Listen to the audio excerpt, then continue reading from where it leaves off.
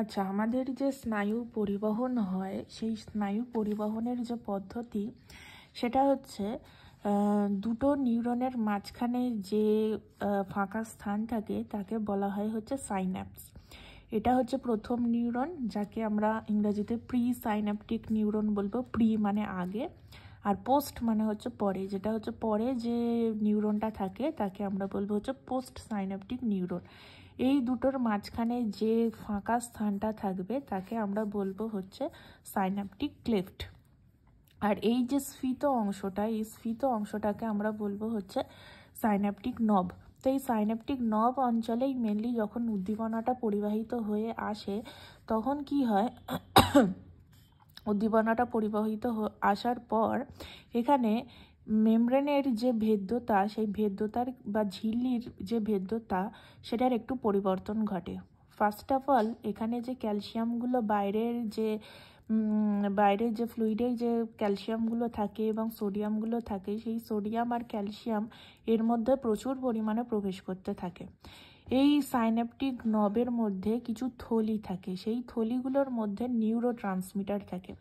Neurotransmitter হচ্ছে এক ধরনের কেমিক্যালস যেগুলো কিনা অ্যাসিটাইল কোলিন, তারপরে হচ্ছে নর অ্যাড্রেনালিন, গাবা, এই ধরনের হচ্ছে কিছু রাসায়নিক পদার্থ এরা বহন করে থাকে। যেমন এবং এই রাসায়নিক পদার্থগুলো দুই রকমের হয়। একটা হচ্ছে উদ্দীপনা গ্রহণ করতে পারে, যেটাকে আমরা এক্সাইটেটরি নিউরোট্রান্সমিটার বলবো, যেটা কিনা উদ্দীপনা পরিবহনে হেল্প করে। সেগুলো অ্যাসিটাইলকোলিন, নর অ্যাড্রেনালিন এগুলো হবে। আর কিছু নিউরোট্রান্সমিটার আছে যেগুলো কিনা এই উদ্দীপনা পরিবহনে বাধা সৃষ্টি করবে, যেমন হচ্ছে গাবা, GABA, গাবা। তো এ কি করে, এ ইনহিবিট করে, প্রসেসটাকে বাধা দেয়। তো এটা হচ্ছে ইনহিবিটরি নিউরোট্রান্সমিটার কাকে বলে, এর দুটো টাইপস অবশ্যই পড়ে ফেলতে হবে। তো এখানে যখন ক্যালসিয়াম আর সোডিয়ামের ভেদ্যতা যখন প্রি সাইন্যাপটিক নিউরনের মধ্যে বৃদ্ধি পায়, তখন এখানে উপস্থিত এই ভেসিকলগুলো বা সাইন্যাপটিক ভেসিকলগুলো আস্তে আস্তে ফেটে যাওয়ার পর এখানে যে নিউরোট্রান্সমিটারগুলো আছে সেগুলো রিলিজ হয়ে যাওয়ার পর এখানে এইটা যেটা পোস্ট সাইন্যাপটিক নিউরন আছে, সেই পোস্ট সাইন্যাপটিক নিউরনে কিছু গ্রাহক বা রিসেপ্টার উপস্থিত। এই রিসেপ্টারের মধ্যে এই নিউরোট্রান্সমিটারগুলো এসে এখানে বাইন্ড করে যায়। যেই বাইন্ড করবে, আগে এইটা ক্লোজ অবস্থাতে থাকে, এই গ্রাহকটা প্রথমে ক্লোজ অবস্থাতে থাকতো। যেই নিউরোট্রান্সমিটার বাইন্ড করবে, এই গ্রাহকটা অ্যাক্টিভ হয়ে যাওয়ার পর এই গ্রাহকটা আস্তে আস্তে খুলে যাবে, মানে চ্যানেলটা ওপেন হয়ে যাবে। চ্যানেল ওপেন হয়ে যাওয়ার পর সোডিয়াম এখানে প্রবেশ করবে।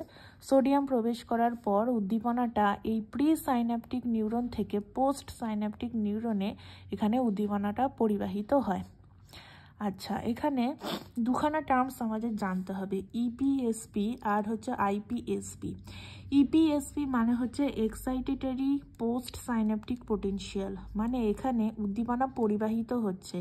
এক্ষেত্রে যখন উদ্দীপনা পরিবহন হবে, প্রথমত সোডিয়ামকে ভিতরে আসতে হবে, আর দ্বিতীয়ত গাবা ছাড়া অন্যান্য যে নিউরোট্রান্সমিটার যেমন অ্যাসিটাইলকোলিন, নর অ্যাড্রেনালিন, এই সমস্ত নিউরোট্রান্সমিটার থাকতে হবে, তবেই তারা উদ্দীপনা পরিবহন করতে পারবে। বাধা দেবে না, কিন্তু পরিবহন করতে পারবে, এক্সাইটেশন তৈরি করতে পারবে। তাই জন্য এটাকে আমরা বলবো হচ্ছে এক্সাইটেটরি পোস্ট সাইন্যাপটিক পোটেনশিয়াল। এবং এই যে সোডিয়াম ভিতরে ঢুকছে এবং উদ্দীপনা পরিবাহিত হচ্ছে, এই আয়ন চেঞ্জেসের ব্যাপারটাকে আমরা বিষমবর্তন বা ডিপোলারাইজেশন বলবো।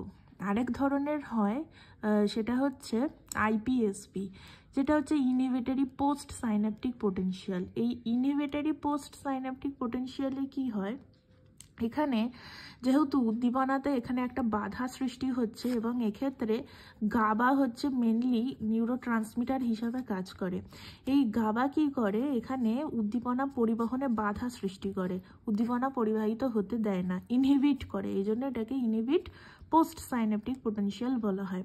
এই সময় কি হয়, এখানে একটা নেগেটিভ কোনো আয়ন বা ঋণাত্মক আয়নযুক্ত কোনো একটা আয়ন এখানে পোস্ট সাইন্যাপটিক মেমব্রেনে বা নিউরনে প্রবেশ করতে হবে। এখানে যে সমস্ত ক্লোরিন যেগুলো আছে সেগুলো হচ্ছে নেগেটিভ আয়নযুক্ত। এই ক্লোরিন হচ্ছে সব ভিতরে প্রবেশ করবে এবং এখানে আরেকটা গেট ওপেন হবে, সেই গেটের মাধ্যমে পটাশিয়াম হচ্ছে বাইরে উন্মুক্ত হবে এবং এইভাবে ওরা বাধা সৃষ্টি করবে এখানে পোস্ট সাইন্যাপটিক নিউরনের মধ্যে। তো এই দুটো টার্মস আমাদের জানতে হবে, ইপিএসপি আর আইপিএসপি।